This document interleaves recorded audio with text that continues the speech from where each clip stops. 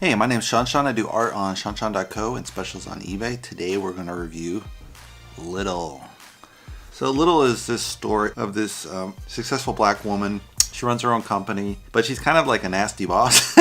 It's a tech company and they're developing ideas, and she has these group meetings and she kind of sucks the energy out of the group because she's always kind of bossing people around and saying, oh, that's stupid, and just a typical bad boss. April's her direct assistant, and April helps her out with the day-to-day, and she's super anal about a lot of details, like how her coffee is like 52 inches or centimeters off the desk, some craziness like this. But then Jordan has to suck up to this other guy who is their top client, and the top client gives us this project and they have to finish within 48 hours or leaving. So it's like, oh my god, what are we gonna do, right? So in the middle of this, they go out, they're all stressed. Jordan, they're outside and there's this little girl and she's doing magic tricks and she spends their day, and then she comes back the next day and she's just super annoying, right? And she's like, whatever, get out of here, we don't want you around, right? And the black girl's like, she's doing magic, she's like, I wish you were little, boom. And then of course the next day the curse comes true and she wakes up as a teenager and she's like, she doesn't realize it first and she's like, oh my god. And she's obviously lost all her perk as an adult. Like she would cut in line at the coffee shop in the building, drive her own car, drink. So she has to adjust. And then she's forced to go back to junior high school, the same high school she went to. So she's, having bad memories about this. In the beginning, they kind of show a flashback of this, and then so you're like, why did they start the movie here? And then I guess it kind of makes sense. Maybe it would have made sense later in the middle, as far as kind of like that's why she is the way she is. Of course, in the end, she resolves and becomes an adult again, right? Poof, kind of like Back to the Future in a way. So, for her character arc from this adult and kid and then adult, there's some evolution, but just a little bit. So there's not much character evolution. So that's kind of a flaw in the movie, I would say. She's kind of this bad boss, but highly successful, and then she gets back, and then maybe now she's a little different, but not really that different. Everyone else is the same, so it's kind of like a bad version of Back to the Future. Like Back to the Future is like Marty goes back, his parents are a mess, and then he comes back and his dad is super successful, right? And so he's completely altered time completely, right? And that's with the time machine that goes back 50 years, so maybe it makes more sense. But this doesn't make any sense in a way. It's the same day or same week, so how much evolution is there going to be, right? Is there going to be a different timeline? So it has a different setup, but I think more of the Back to the Future setup works better because you see these drastic, flawed characters. The only one that's kind of not flawed is Marty, although he's flawed himself. So every single character is flawed in the movie, and then they all kind of evolve to something completely different. And in this film, you don't feel, the only person that evolves really is April, who's the assistant. She goes from this timid, kind of shy assistant of hers, and then in the end she kind of gets some cojones and approaches her boss and kind of sells a project. So this is the only character evolution in the whole film. So there's kind of a real lack of what's going on in this film.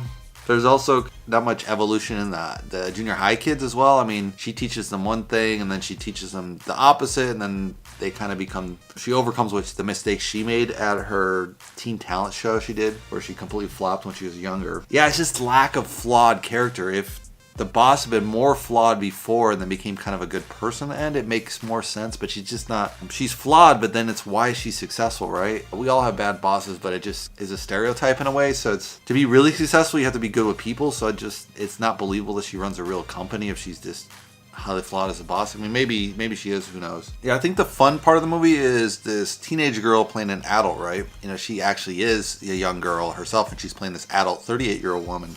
So she has to kind of step into the roles of pretend she's an adult and come up with these lines. And so that part of the film I think works as the fun part of the film. Yeah, and then the way she kind of transitioned back into being a kid in a way and sees how these kids can improve their lives. So that's, coming to terms with yourself, so to say, in the film. Yeah, the other bad part about this film is they had a lot of the best jokes were in the marketing.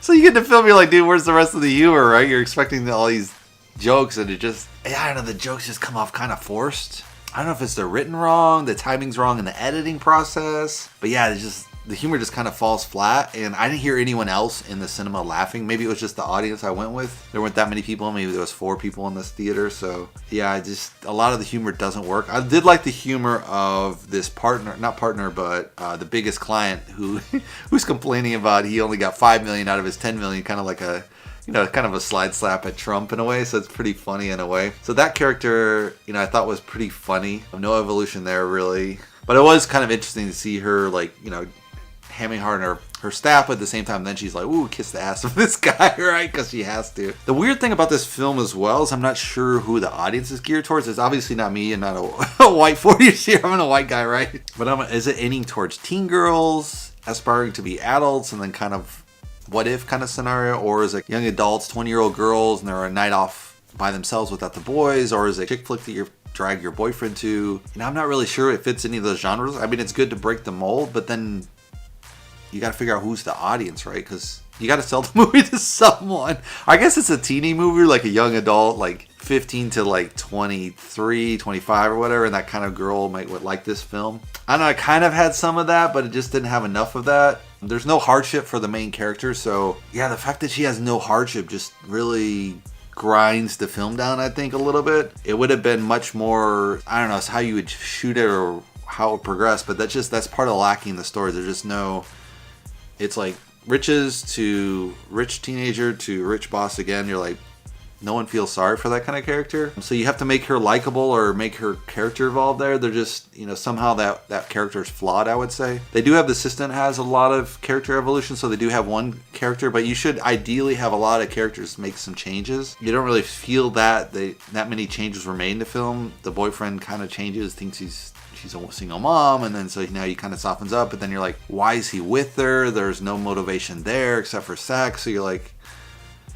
I don't know, it seems flawed. Like, why would he even care about her if it's just for the sex? It's, there's kind of a flaw there as well. Like, they just skip a lot there. Yeah, I don't know. There's just a lot of missing pieces here for me for the film. Yeah, it's just the lack of character evolution that kills it, I think, for me. I mean, there's possibility for good humor and stuff, but you really have to have, you got to have the ups and downs, and it's just all ups for the character. You're like, you just don't connect with that character being always up and never flawed. Like, for example, Kevin Hart's last movie with the quadriplegic. It's like this mega rich guy, but he's quadriplegic, right? So it's like, would you want to be a millionaire, but then you can't do anything with it? Or do you want to be a poor guy who has all the kind of possibilities, but then you don't have any money to do anything with it? So you have that nice juxtaposition.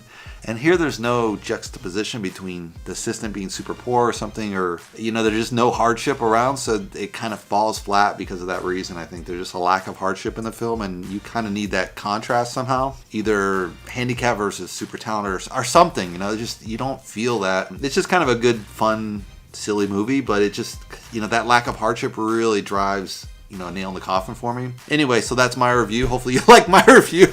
I wouldn't recommend the film, but anyway, it's a good DVD film, I guess. If you want to subscribe, you can subscribe below. And I'll see you in the next movie review. Thanks for watching, guys.